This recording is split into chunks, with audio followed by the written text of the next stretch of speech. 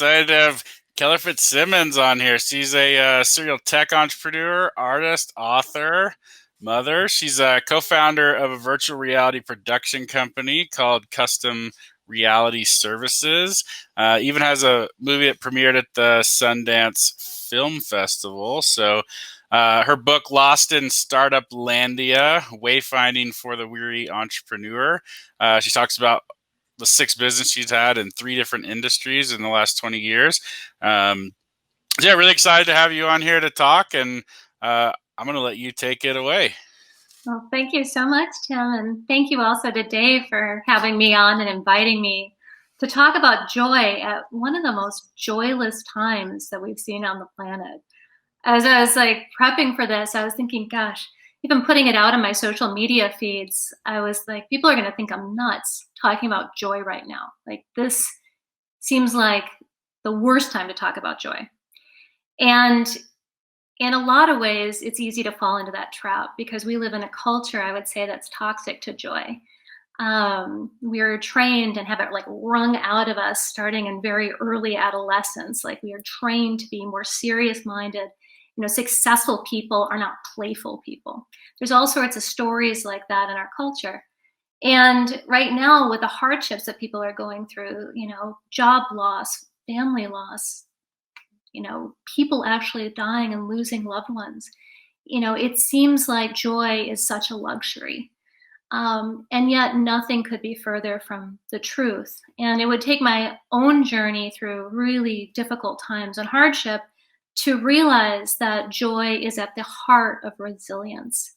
And so what I would like to do is to spend this time with you talking about how to make a mental shift, if we can, from joy as a luxury and a nice to have when things get better, to joy as a requirement of a life worth living.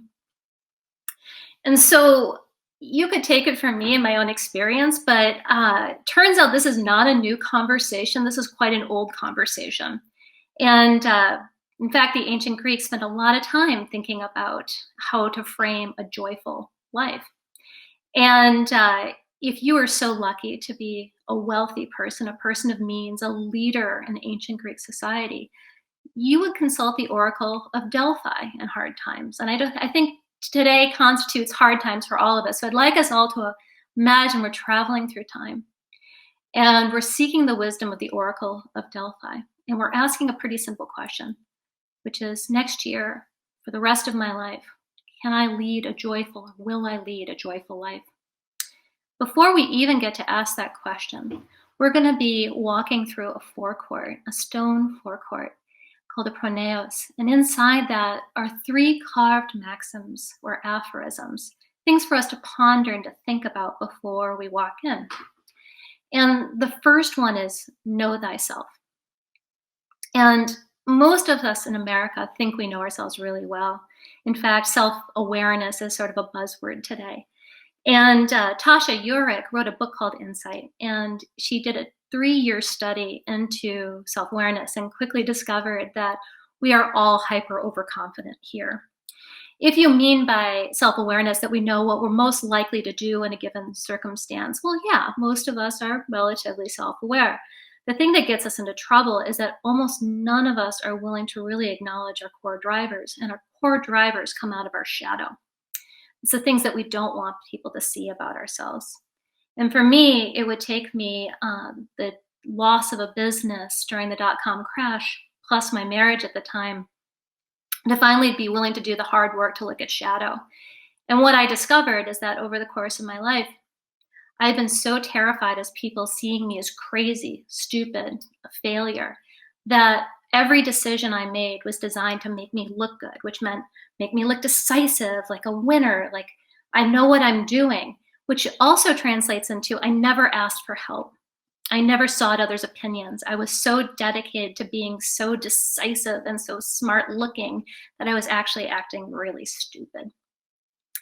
So the second thing that I want to talk about is this aphorism that comes after it, which is self-knowledge is hard. But we can spend a lifetime looking inside And there's one of the great ways to sort of shortcut this, which is what I did, which was little acts of courage. Finding out who I am when I really put myself to the test, finding ways to conquer my fears of looking stupid, crazy, and a failure. And in that process, really getting to see, who am I under pressure? Who am I when I'm afraid everything's going to fall apart? And I did this over the course of a year in which I spent in bed. I'd gotten very sick after the death of my mother and my sister. And with that, I really had to look within and figure out, who was I if I couldn't work? Our startup was doing quite well. We had a project going to Sundance, and I had lost my ability to read. We'd later find out that I was dealing with mold poisoning, which is a neurotoxin, and we had uninhabitable amounts of mold in our house. But before I knew that, I spent 6 months in bed. And while I was there, I had to rethink about, who was I now? Who am I now if I can't be an entrepreneur? And what I discovered is my artistry. And it was when that darkness that I was able to start talking into my phone, and those notes would become the book Lost in Startuplandia. And then the other part where I was humming into my voice memos would become the birth of my songwriting. And so it was only in that dark place of where my identity cracked open, and I had to see who I was when I didn't have my faculties, even my mental faculties, which I'd made a career out of. Turned out joy was right there. It was right there. And it was the seed of it. The second aphorism or maxim, as you're walking in to talk to the Oracle of Delphi, is nothing in excess. And I'll admit it, I am the queen of excess. I love excess. My family's motto is, it's not done until it's overdone. And for me, that first translated into, alcohol was great because it made me confident, and, being in sales and being a CEO of a startup, there was never not an occasion to drink. And 18 years ago, I chose my kidneys over my love of alcohol, which was a huge breakthrough. And it wasn't like I was able to really be successful as a CEO until I conquered that particular piece of excess. But there was another piece of excess that was right underneath it that was stealing my joy. And that was my cross addiction to work. And we live in a culture that is addicted to work and to productivity. We're in a hyper-productive age. And I have to say that productivity is one of my juices. I love to be productive. And yet nothing steals my joy faster. And if you just examine productivity, it's all about trying to satisfy something that's impossible to satisfy. You can't actually ever get to satisfied. And even if you do, it's still satisfied. It's not joy. Like, it's not the mountain we're actually seeking here. And it really does cut against our resilience, because productivity at the end of the day, we're always feeling like we're coming up short. And so it just erodes our self-belief. It erodes the idea that we can. And for us to make it through hard times, there's nothing more powerful than believing and trusting in ourselves that we actually can do it. We can do this hard thing in front of us. And so the excess piece is critical to creating the ground for joy. So there's another type of excess that we also don't talk about, which is thought excess. And Patrick did such a great job. I won't steal his story and that wonderful talk. So I'm going to just say, if you haven't seen Patrick Combs' talk on his thinking addiction, please do. It was wonderful last night. But for me, how it manifested in my thought addiction was to being right. I really wanted to be right about things. I felt like there was a certainty and a cohesiveness to my life and my self-belief when I was right. And there was a little bit of a dopamine kick that I get. Like, yes, I'm right. And so I could stand very strong in opinions and be known that I was a good thinker. I was smart, wasn't stupid, like my hidden conclusion said. And in so doing, that addiction, and how you know it's an addiction, is it gets in the way of relationships. People do not like to be around people that are always right. I mean, shocker, This is, I know, shocking piece of wisdom to you out there, but when you're always right, that means somebody else is always wrong. And those people who tend to be on the wrong side of that equation tend to be the nearest and dearest to us, which starts to break those bonds of connectivity, that cohesive bond that actually is the core of where joy comes from, relatedness. So know thyself, nothing in excess, and the third ground to joy is surety brings ruin. Surety brings ruin. What does that mean? Well, it's very much related to my thought addiction of being right. So often in our culture, we're rewarded as leaders for being decisive, knowing what action to take, and then taking it, and being bold. And in so doing, we often are overconfident. And overconfidence is a massive just break from reality, because the fact of the matter is we're very vulnerable, very like fail-oriented monkeys. Like, we get shit wrong all the time, and we have no business being hyper confident in ourselves. And worse yet, we live in a culture that's really rewarding this particular behavior. The more confident we appear, the more people seem to buy our shtick, and it's really not leadership. What it ultimately is an overprotective ego device. And it kills joy because it kills connectedness. It also will kill your startup, which is what happened to me when my company blew up at 29 and left me on the hook for $5 million in personally guaranteed debt. I was doing such a good job of looking like a leader, I was failing to listen to my team and hear any of the warning signs, because I was sure that we were on to the path of success. And that overconfidence was really what created the conditions in the ground for a complete lack of joyfulness. When that company collapsed and my marriage collapsed, it was ultimately the ground from which I started to learn about myself. But it also meant that I spent about 3 years dealing with crushing depression and suicidal ideation. So it's not a path I really want to recommend for most people. I just happen to be a particularly thick skull. So joy, the ground of joy, really comes in when we do something pretty special, which is we get to know ourselves. We start to moderate some of our drives for excess, and a lot of that excess has to do with just a desire to protect ourselves from the world, because the world hurts, and numbing out feels pretty damn good, and some days that's all we want to do, but there's no joy in it.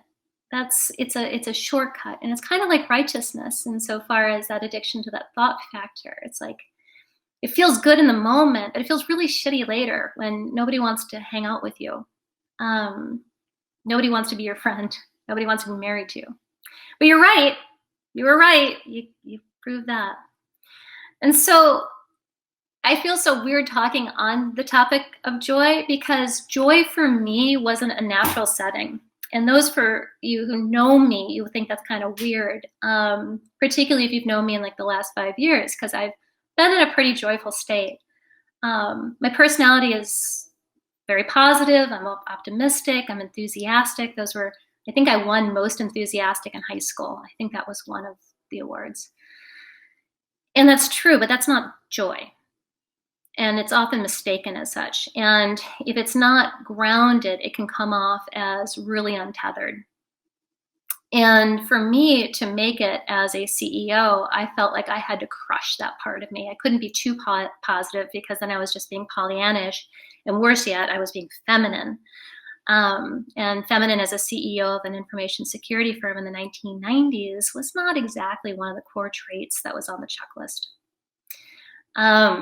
And so part of me learning to find my joy was really about rediscovering who I am. And I had to do a lot of archaeology to find me under the layers of silt that I had created for myself. The silt of addiction, just numbing myself out every night for the pain of trying to be somebody I wasn't.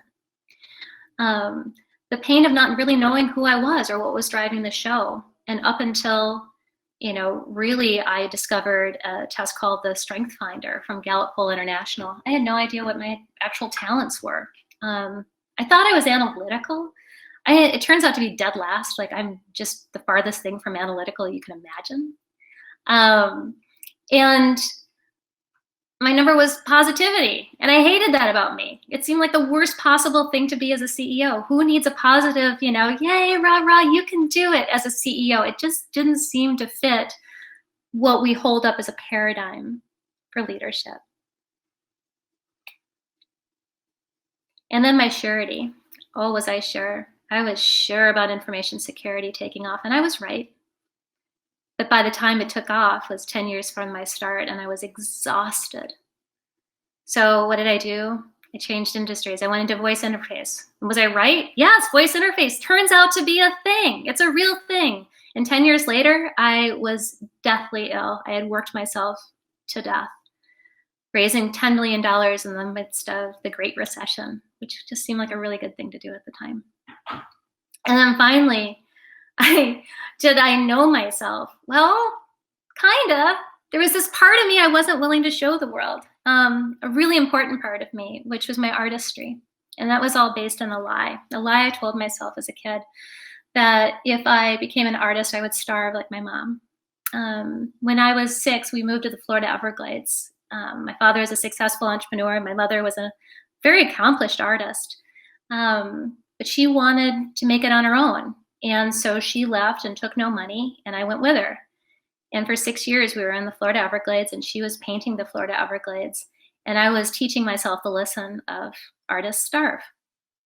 And it wasn't a really helpful lesson because I was an artist, and yet I wasn't willing to admit that to the world. And when I got back to Milwaukee, and I started to live with my dad and my stepmother, who became my mom, and because she gets the credit of raising me, I was so scared that they would see that I was an artist and that I was going to be too much like my mom, and that would be a cause of rejection. And I'd be going back to the Everglades. So what did I do? I crushed it down into a tiny little ball of sadness, and I pushed it deep, deep, deep and down. And I used my artistry to be an entrepreneur. And I knew it was never the right canvas for me, but that was the medium I chose. And getting so sick and having my identity stripped away from me and having to sit with who I am when I can't think well enough to be able to write an email. I mean, that was where I was at. I didn't really have a choice. I had to let go. And it was when I let go and I opened myself up that I finally was able to let the real Kelly show back up. And it's still scary for me. Like, just being here with you talking about this is scary because it's not perfect. It's not put together in this beautiful little package called Kelly's got her shit together. Look at me. I don't. And none of us do. And that should be a beautiful thing, particularly now where we're all in this in different ways, but we're all in this together, because a pandemic does, really show our humanity and how frail and vulnerable we are. And it turns out that to access my joy, I had to get really vulnerable, because good art comes from vulnerability. It comes from opening and being willing to step fully into your heart and to feel on a totally different level that I never let myself feel when I was in the executive role. And so, coming full circle, so 2019, we published Lost in Startuplandia. And when we did, it was kind of a coming out party for me. I got asked to speak a lot. I traveled around the country, but almost every time I did, there was always music involved. I would tell the story about how I was leaving entrepreneurship and shifting into music. And every time I would I'd do something a little bit braver and braver, and which ultimately led to me writing a couple songs and having 3 of my friends jump on stage with me and perform back in November. And from there, I ended up founding this art collective called VUCA. And Dave and I, Dave Muntner, co-founder of the Global Hope Summit, in October of last year, decided to call it Songtober. And we got together and wrote 62 songs. Is that I mean, I did the catalog. I put it, I organized, I should know. I think we wrote like 62 songs, and most of them sucked. But there were some gems in there. And out of there, Dave was able to put together an album. I mean, it's an LP. I have one song that, you know, that may work and maybe at some point I'll use. But Dave really won Songtober. But since then, we've continued to write together. He has been participating in my art collective, VUCA. I even wrote a chapter about you, Dave. It's its own hilarious story, which I will not tell at the Global Hope Summit because it's mortifying. But it's really fun. And out of that chapter, we pulled out the lyrics and actually Dave did an exceptional job of taking the story that I put together and crafting the song. And so what I thought we would end on is, Dave, do you wanna play our song Glamour? Yeah. Well, I don't know about want, but I will play it. Thank you. I really appreciate it. You're amazing. I also really like that you mentioned that I won Songtober, because you made me do the Strengths Finder, and one of my strengths is competition. So I know you're just playing to my strengths here. Sneaky Kelly. Yeah. Kelly, thank you, by the way, for being vulnerable and sharing your story and your own transition, which is really transformation. And that's certainly had a huge impact on me, especially right now. And vice versa. Yeah. And so to tie in this particular song, right? This is, I've been told that it's more interesting if you can see hands moving on guitar. So that's why I'm moving the screen just a little bit. So this is a song pretty much about our shadow sides. It's what it comes down to. And it's about your own shadow. And when you don't keep that shadow at bay, or you neglect that shadow, it's going to overtake you. And especially right now, where there's so many different distractions, there's so many shadow distractions that are coming at you left and right. And so we call it glamour. It's being attracted to the distraction of glamour, the possibility of how to make my life better. And, it goes back to like you're forcing something that's not really you. So it's good to be aware of your shadow. It's nice. And then this goes back to what Ray said yesterday about how there's shade and there's shadow. The idea of turning this, because shadow is a negative thing, shade is a nice thing. So it's a way to turn the shadow into shade. So with all of that, this is just kind of an identifier of, your own shadow. It's called Glamour. And this is the first time it's being performed in front of an audience. It's in a rough state. And Kelly and I are going to work on it. We are co-writing it and turning it into something really special. So you get a first listen. I was going to say peek and a peek. So here we go. Clearly unrehearsed. Wait, I want a little. Yeah, there we go. Go like that. Got enough time here, I'm sure. So. Under my spell, if you couldn't tell, you're under my spell. Fly too high for a fallen angel under my spell. Caught in the seas of Mercury under my spell. Now fall asleep, 'cause in your dreams my dagger goes deep.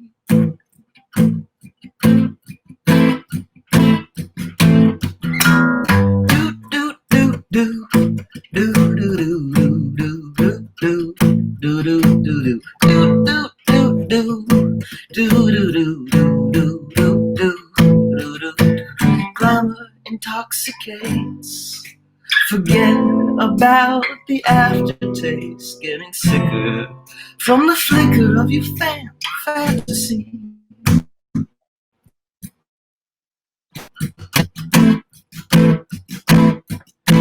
Under my spell, never have to tell, you're under my spell. Fly too high, lost butterfly, you're under my spell. Caught in the seas of Mercury, under my my spell. They'll fall asleep, 'cause in your dreams, my dagger, it goes deep.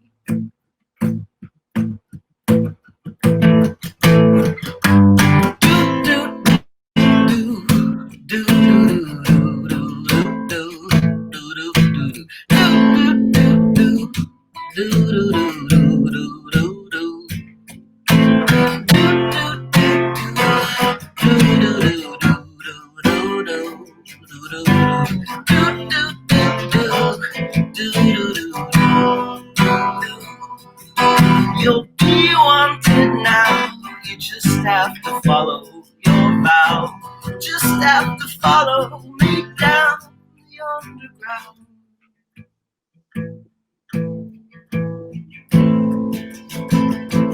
Glamour intoxicates. Forget about the aftertaste. Now, gotta make you winner.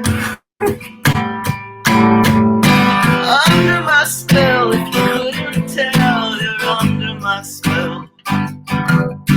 Fly too high for a fallen angel. Under my spell. Falling the seas of Mercury. Under my spell. Now fall asleep, 'cause in your dreams, my dagger, it goes deep.